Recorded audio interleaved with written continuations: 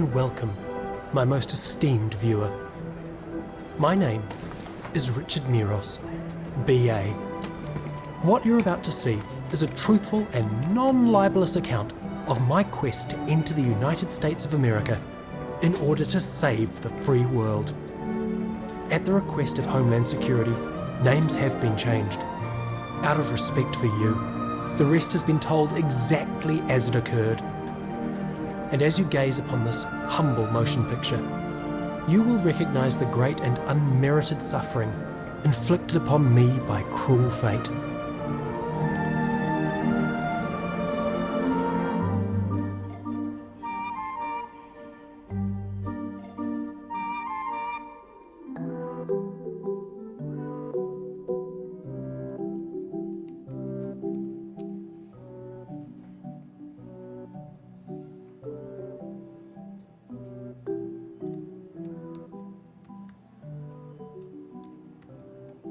That's me.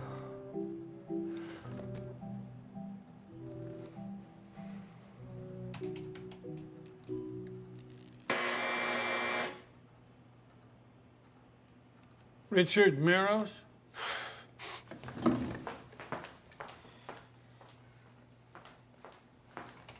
Good morning, America.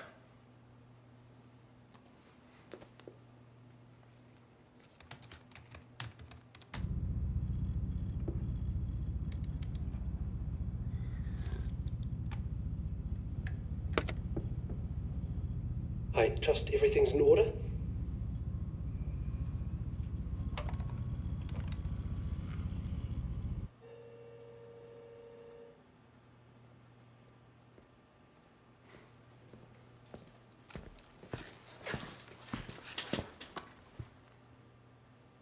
Good morning, Miss Liotta. Not her real name. My name is Richard Miros. So you've been flagged for secondary screening? What an honour. I need you to accompany me to an interview room. That would be my pleasure. Miss Liotta wants to interview me.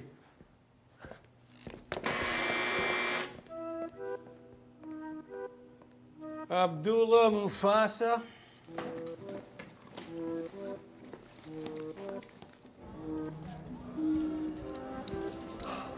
An American corridor.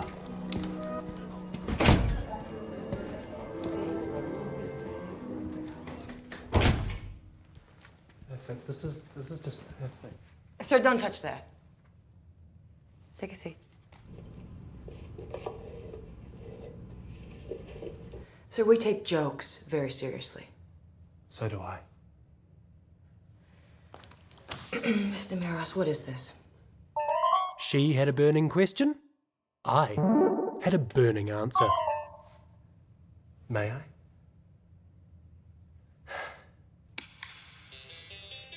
Ms. Liotta, I would like to present and pursue to a logical conclusion a watertight and rational case study outlining the conditions and possibilities of Hillary Clinton taking me as her young lover. And you're laughing. By the end of this interrogation, you will be convinced, as I am, that this thesis is nothing less than the first step on the path to a golden age of Western culture and society. And of course, by Western, I mean American.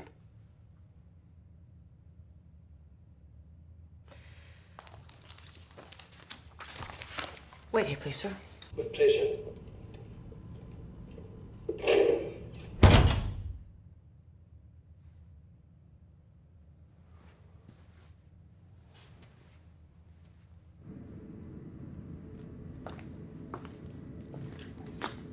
Got a live one.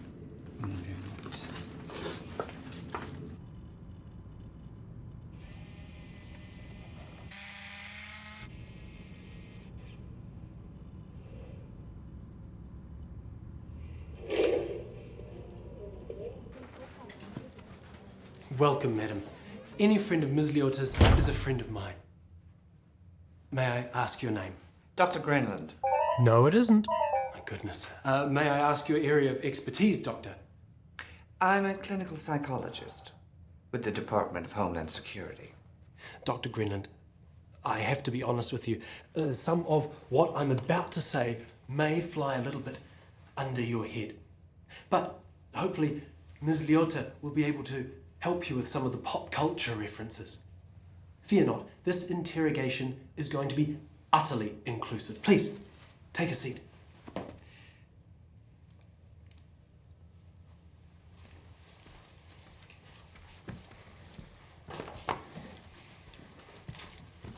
Feel free to take your own notes if you wish, but I will make mine available to you through my website, http://www.hillaryclintonyounglover.org.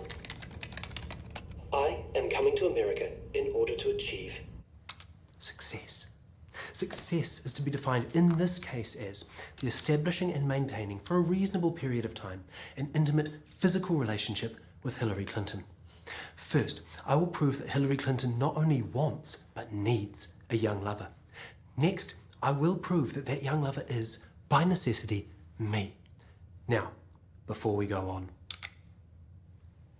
I am aware that some of you, observing from the shadows, may intend to steal my ideas and to take Hillary for themselves. A warning, this presentation is but the tip of the iceberg of my research.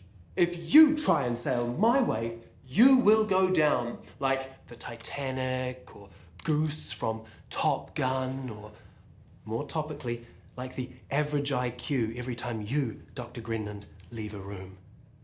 But when you go down, your heart will not go on, nor can you be my wingman any day. It'll be your own darn fault. And what did you do wrong? You didn't read the iceberg. Your free, signed copies of the Young Lover Activity Guide, featuring exhaustive research lovingly interspersed with fun activities like dot-to-dot puzzles, acrostic poetry, and dating do's and don'ts. It's your one-stop shop to landing the commander-in-chief of your dreams. Hillary Diane Rodham Clinton, born October 26, 1947, is, as we all know, a married, upper middle class, upper middle-aged woman of high intelligence, who through ability and ambition has risen to the cusp of the highest political office in the world. She has been involved in politics for the majority of her life. After indulging her husband's gubernatorial proclivities, she then became the brains to his pinky when he was elected president in 1992. She then formally entered politics herself for the first time in 2000 as Senator for New York State, before narrowly missing out on the 2008 Democratic nomination for president and winning the coveted role of US Secretary of State. As a capable politician, her place in the annals of world history is assured, so further dissection can be left to commentators of a less personal leaning. But as a strong woman and dedicated leader, Mrs. Clinton glows with the sexually charged power that other women on top have likewise radiated. This is no magic. It's simply the well-documented aphrodisiac of power. An erotic quality that was, in my opinion, curiously denied to Obama, Bush, Clinton, Bush, Reagan, Carter, Ford, Nixon, Johnson, Kennedy, Eisenhower, Truman, Roosevelt, Hoover, Coolidge, Harding, Wilson, Taft, Roosevelt, McKinley, Harrison, Cleveland, Arthur, Garfield, Hayes, Grant, Johnson, Lincoln, Buchanan, Pierce, Fillmore, Taylor, Polk, Tyler, Harrison, Van Buren, Jackson, Adams, Monroe, Madison, Jefferson, Adams, Washington, and Jesus, to name but 44. A brief note. During our encounter, the real Ms. Liotta and Dr. Grenland did have more to say in response to my presentation, but as their arguments were not as well constructed or persuasive as mine, I've elected not to include them. Rest assured, the outcome remains the same. In our primal past, cannibalism, the consumption of human flesh, particularly the brains, heart, and genitalia, was reputed to transfer the powers of the vanquished enemy to the vanquisher. Since the advent of Christianity, Western culture has upheld the practice metaphorically, based in the symbolic munching on the body and blood of Christ. Following the death of God, a contemporary form of human consumption persists in the hunger for younger bodies. But then, young lovers have always been the guilty fetish of the ideal society. Ever since Lot got drunk and took his own daughters 2 by 2, hurrah, hurrah, the separation between man and beast has only been about 2.5 cans. Young lovers are an antidote to age. They're about the sex and the secrecy and the pride and your own ability to still be attractive to another person long after you have ceased to be attractive to yourself. I would like to share with you my first sexual experience involving Hillary Clinton. Where to begin? My mind whirs. It's like a centrifuge that splats images onto the sides of my skull where they stick fast and become corrupted with the next set of images and so on and so forth, and I need calm in my life. And it took me a long time to figure out where to buy it. You don't need to read this. It's way off the mark. My epiphany came as if by chance at 2 a.m. in front of the television. I was there at the right place at the right time to see The Breezy, a 3 CD box set of the sounds of nature recorded, compressed, pasteurized and remastered for maximum soothingness. The featured model looked just like me, but at peace. So, unwilling to test its claim of prompt delivery, I rushed down to my friendly local neighbourhood record store with a tent and a sleeping bag, and I camped the night. The next morning, I was disgusted to find that all my efforts had been in vain. Neither the counterhand nor her computer had ever heard of The Breezy, though upon hearing the term for maximum soothingness, she strode down the aisle, fairly sucking me along in her wake, before reaching to the top shelf of contemporary popular crossover music and handing me a copy of Taylor Swift's debut album called Taylor Swift. Not her real name. And there she was, like a selfie from the Garden of Eden itself. Curious face, framed by a waterfall of golden curls descending to the cool pool of her budding breasts. As the Associate Assistant Service Advisor began expounding the virtues of Taylor's voice, which polished rough country standards into glimmering pop diamonds, I realised to my horror that I was physically aroused. I burned with shame. I started gasping for breath. My inhaler was of no use, and nor the twitterings of the concerned shop assistant. I needed air. I needed to get Taylor's underage image out of my centrifuge, but there it was, stuck to the walls of my skull. I looked east, Miley Cyrus. West, Ariana Grande. North, Lord. I burst out of the shop and I looked for the sky, but all I could see around me were billboards. And on the billboards, underwear, breasts, lips, chins, a hamburger, a young one on the side of a bus in nothing but a bra and lacy knickers. Then a wave of schoolgirls broke through me, chattering like pigeons. And as I raised my face to cry to gravity, release me! Billboard. A 40-foot oasis in a desert of young flesh. Clothed, proper, dignified, wise, and ready. For what? And then I saw it.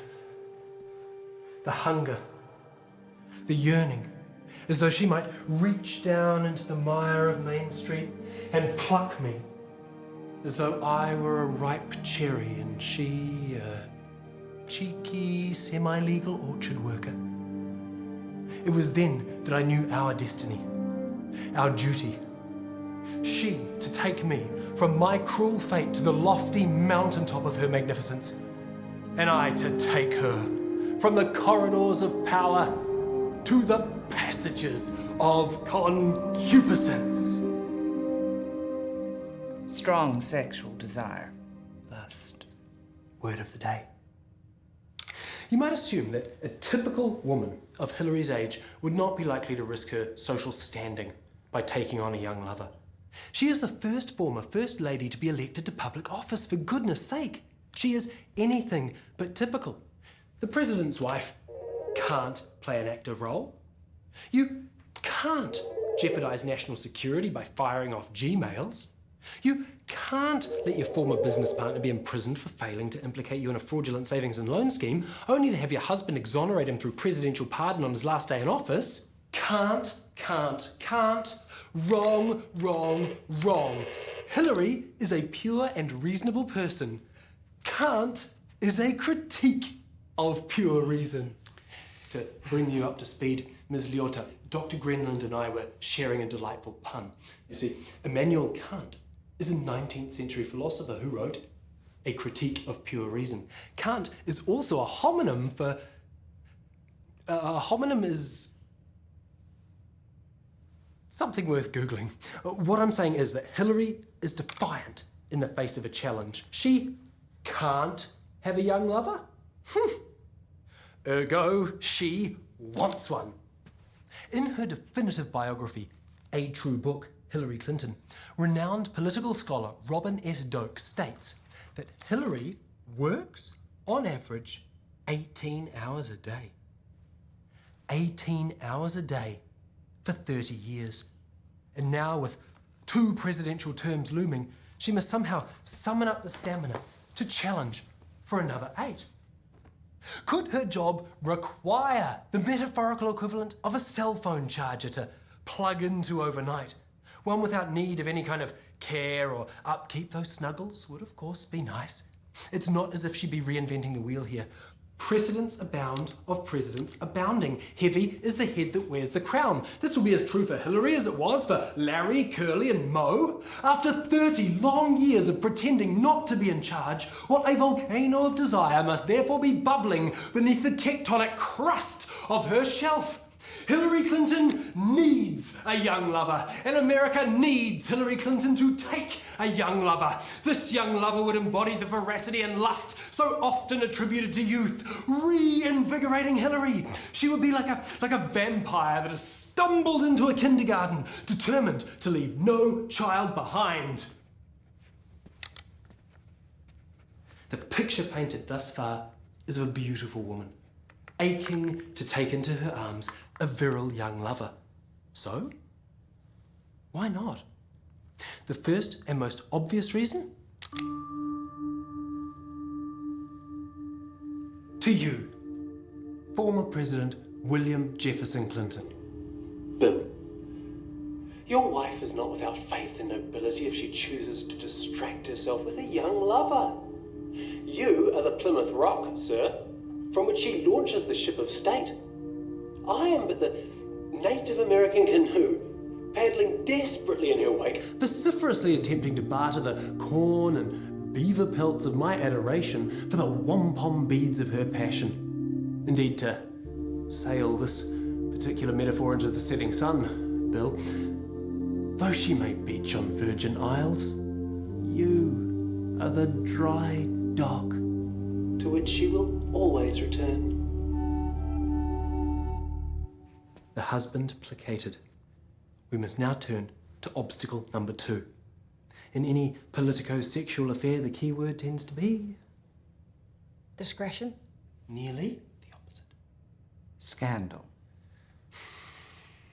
In order to predict likely reaction, I'd like to briefly reconsider the aforementioned examples of leaders in their affairs.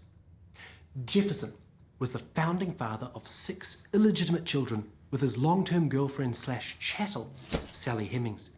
And yet Jefferson is still widely regarded as one of America's greatest presidents, despite historical discomfort with the concept of miscegenation and contemporary discomfort with the whole freaking situation. John F. Kennedy, average approval rating, 70.1%. Average approval rating of all other presidents since Gallup's polls began, 52%. Ladies, do the math.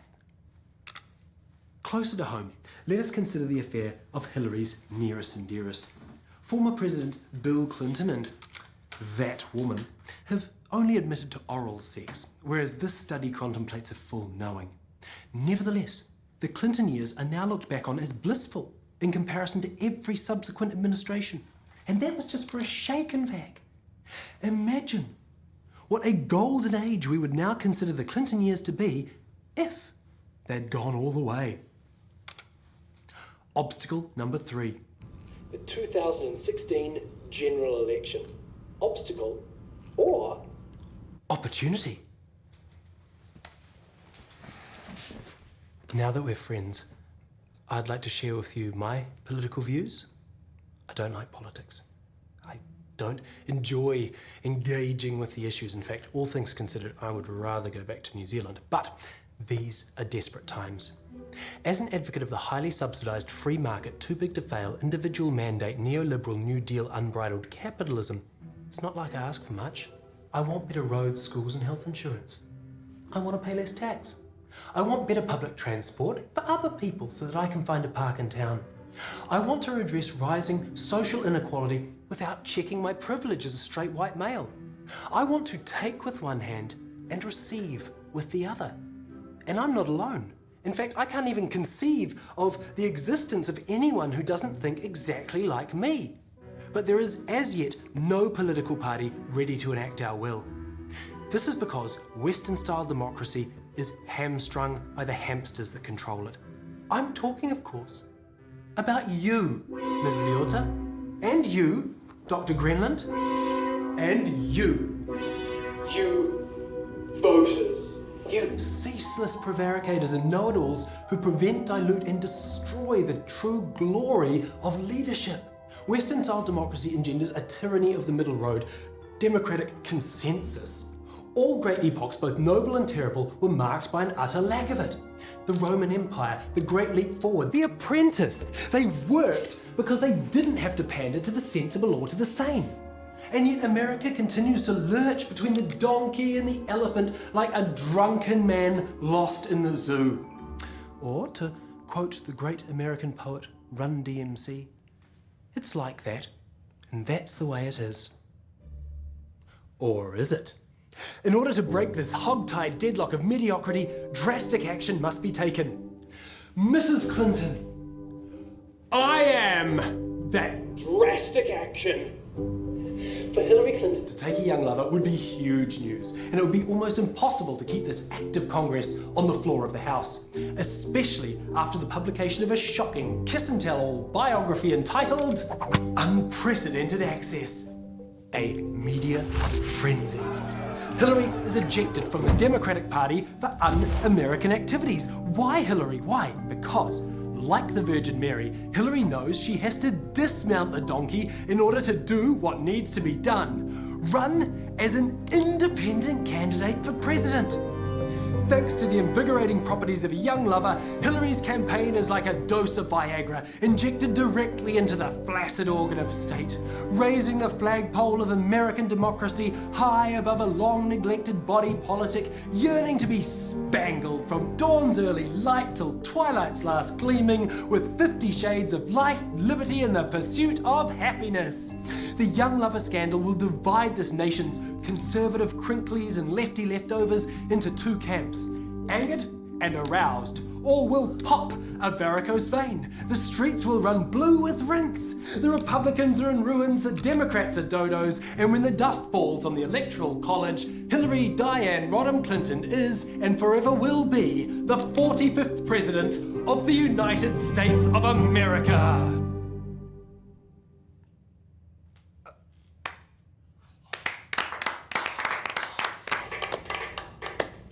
Thanks entirely to her decision to take a young lover, the road is now paved for Hillary's personal agenda. Free of checks and balances, Hillary's first 100 days take place in a record-breaking 15. Imperial holocracy rises in the West, bathing the world in a new deal it can't refuse. New Zealand becomes one of 181 new states of the Union, meaning we finally qualify for free 2-day shipping on Amazon Prime. The celebrated golden age is upon us, with Hillary Clinton, our philosopher queen, our Uberfrau. And beside her, at every turn, at every flash, her young Adonis, silent, mysterious. And here we stand, at the foot of the celestial staircase to the golden age, with only one question left to ponder. Can this young lover be me? Let's check out the competition. Hillary must select a young lover from a potential world population of some 7.2 billion people. Let's help Hillary whittle that down to a more manageable one, in a manner somewhat reminiscent of the classic 1980s board game... Guess Who? First, wherefore art thou Romeo? As President of the United States, Hillary knows that she is leader of the free world. Therefore, her young lover must embody and be of the free world. In a nutshell, you have to be from a capitalist, globalized, neoliberal democracy. Of those countries that remain, we must eliminate the developing nations. Hillary is no Angelina Jolie. She cannot be seen to be exploiting desperate people for her own personal gain. Of those that remain, whom is an American free to love? Hillary Clinton's young lover must come from a country with a current or pending free trade agreement with the United States. We're here to make love, not war. The Commander-in-Chief must support the troops, so it behooves us to eliminate from the remaining nations any territories with a recent history of being United States boots-on-the-ground battlefields. So at this point we must bid sayonara to Japan, annyeong higaiseo to Korea, and who among us will ever forget the War of 1812? Au revoir, Canada. Therefore, Hillary Clinton's young lover must emerge from the US or one of its vassal states, New Zealand and Australia. Some of the birthers among you may have detected a slight accent or perhaps read my passport. Yes, I am from New Zealand, that small country in the South Pacific that was, until recently, known only for a briefly popular musical comedy act. We need to talk about Australia. Some Americans struggle to tell the difference between Australians and New Zealanders. For me, the distinction is black and white, because I am racist against Australians. I consider them to be lazy, environmentally destructive, sexist, genocidal bigots with really weird accents. But that's just my uninformed point of view. To prove our passions, we must remain dispassionate. So, as long as Australians continue to fit the young lover criteria, I, for one, am willing to overlook their 250-year criminal history. So, what constitutes the young lover demographic? Let's eliminate everyone under the age of 18. Any objections? Good. Let's also eliminate everyone over the age of 35, for whom the correct designation would be the more domestic younger lover, rather than young.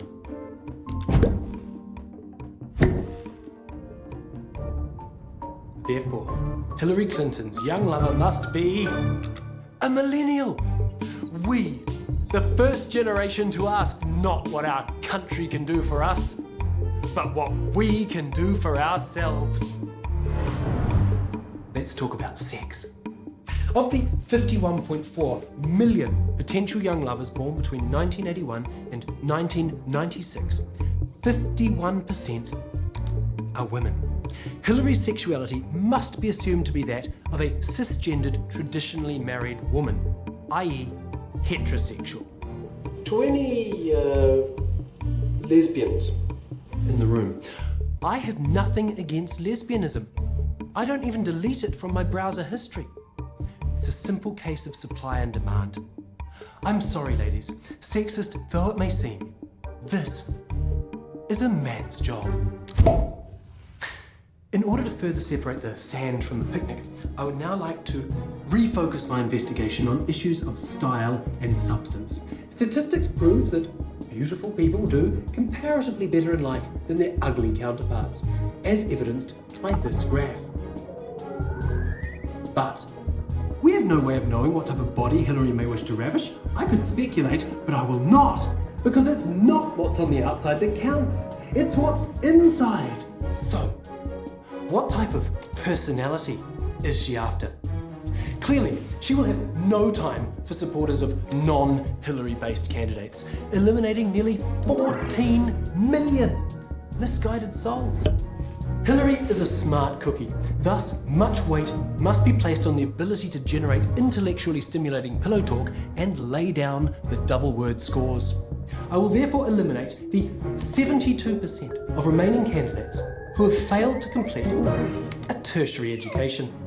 Of those that remain, we must know the outcome of their studies. What jobs do they have? How would that impress her or otherwise? As a busy woman, she spends much of her week jetting around the country. Flexibility for snap-of-the-finger quickies is a priority and not something readily achievable for the 98.8% of tertiary trained graduates who go on to enter the workforce. The successful candidate must be a highly educated, yet unemployed person. Yes, we can not get jobs. 37,500 potential young lovers waiting with bated breath for the sultry come hither of America's Next Top Mama. Putting aside the tasteless possibility of some sort of tag team arrangement, let's see who can leap the last hurdle: health and vitality. Tragically, long-term unemployment has some devastating health consequences, the saddest of which is the battle with the bottle. Hillary is a leader, not a sponsor. She doesn't have to put up with Brewer's droop. I must therefore eliminate the 15% of Americans, the 18% of New Zealanders, and the full 100% of remaining Australian candidates lost to problem drinking. Of those that remain, 20% of us still smoke, 65% are clinically overweight or worse, and a chilling 98.8% of millennial males have been exposed to a veritable smorgasbord of sexually transmitted infections, down to 241. But Hillary still wouldn't want to risk giving President Bill a spotty banana. How can she be sure? Because Hillary Clinton's young lover must not only be a free, developed, tradable, peaceable, millennial, male, glamorous, overeducated, unemployed, responsibly drinking, smoke-free, low-fat Lothario, he must also come with a promise ring guarantee. Mrs. Clinton, I am that virgin.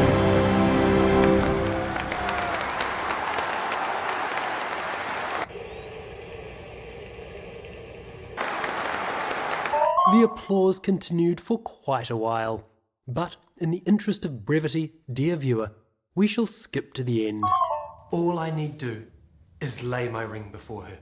So I sent her a letter, telling her that I had no gift to bring, pa-ra-pa-pum-pum, but that of my own tender years. In response, I received a letter from Homeland Security. You guys! Telling me that Mrs. Clinton had received my correspondence and that you would be tracking my movements from now on?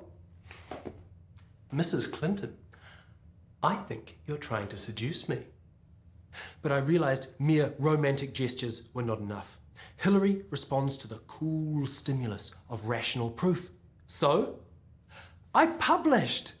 My young lover activity guide came to the attention of New York Magazine, in which I received a firm but, in my opinion, fair one-word review. Demented. As a result, I have managed to sell more than 16 copies of my book, but as yet neither the first, nor the second, nor the third spell-checked edition has managed to cross the desk of Hillary Clinton. Otherwise, the stunning, unassailable citadel of pure reason, combined with the swiftly flowing moat of dulcet prose, would have encircled her in reassurance and certainty as to the path ahead. Only one option remained. Coming to America. Like John Wilkes Booth, I realise I only have one shot at this. So, here I am. I know what's coming.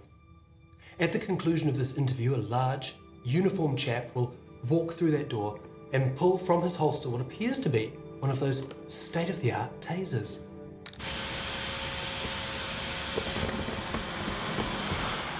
When I come to, I am in what I can only assume is a secret chamber of Hillary's presidential palace. the stately pleasure dome of my conqueror. The tastefully large mahogany doors swing open, and she, the sartorial pharaoh, hallelujah, choruses into the room, a shimmer of gold and silk, flanked on either side by muscular, loinclothed Abyssinian guards who bar the door behind them. "Is this the boy?" she asks, her voice like a crystal cello. "Leave us," she commands, the peacock feathers of her headdress brushing the low-slung velvets. We are, at last, alone. "Explain yourself," she intones, thumbing a copy of New York Magazine. "It's a thesis, Your Highness. A sort of whimsical commentary on the yearnings of the millennial generation, I trail off. Plans to indulge in witty puns upon Immanuel Kant. Fading fast. But what is so demented about me taking you as a young lover? I'm about to become the ruler of a vast land and could pluck from it anything I please. As if I were a cheeky, semi-legal orchard worker. It's not so much the conditions and possibilities that are demented, Your Majesty, so much as the way that I've gone about it. You see, I've augmented the text with an amusing PowerPoint presentation and... Show me, boy. And so I begin. Mrs. Clinton, I would like to share with you the fruits of some research that I've been engaged with, in a sense, for quite some time. I would like to present and pursue to a logical conclusion a watertight and rational case study outlining the conditions and possibilities of you taking me as your young lover. And I continue, outlining the virtues of young lovers, the hideous temptation of Taylor Swift, the placation of President Clinton I, and the antidote to voter fatigue. I outline her path to electoral victory. I tell her how I am manifestly destined for her, of my attempts to find her, and how I am abducted from the interrogation room at the end of my extraordinary rendition. When I come to, severely non-lethal from 10,000 volts of truth, justice, and the American way, we are at last alone again. Explain yourself, she commands. It's a thesis, Your Majesty. Show me, boy. And so I begin. Mrs. Clinton, I would like to share with you the fruits of some research that I've been engaged with, in a sense, for quite some time. And I am swept away in the death of master narratives, a postmodern spaghetti of text ad infinitum, a recursive meta-cinema, unable to achieve a 90-minute duration, let alone a meaningful denouement to a cohesive 3-act structure.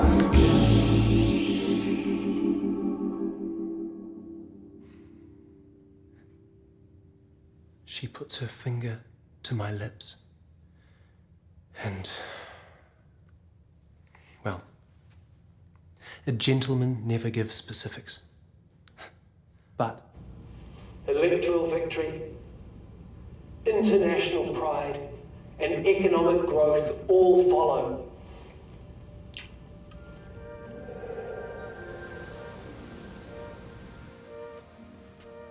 This is my dream. But this isn't all about me. I splay myself not on Mrs. Clinton per se, but upon what such a trans-Pacific partnership would embody. The baby boomers and the millennials coming together to make the world a better place. Divided, we have achieved so little. Together, we have a dream, a crazy, unfounded, unambiguous, beautiful dream that the future can be better than now. Fuck me, America. Fuck me and live. I offer myself up as a sacrificial lamb upon the altar of the state, to be rent asunder, entrails ripped out, covered in blood and bile, to soothsay the way forward to a bright, bright future. The future has to be better than now. It has to be, and it will be, on the conditions and possibilities of Hillary Clinton taking me as her young lover.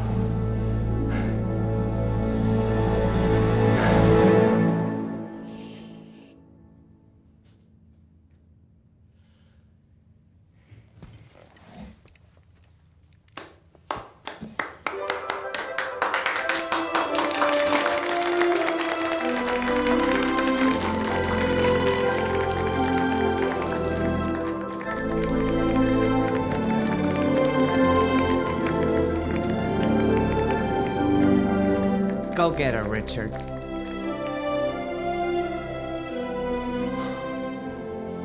Your destiny, Mr. Meros. Please, call me Richard. Thank you all for listening to me.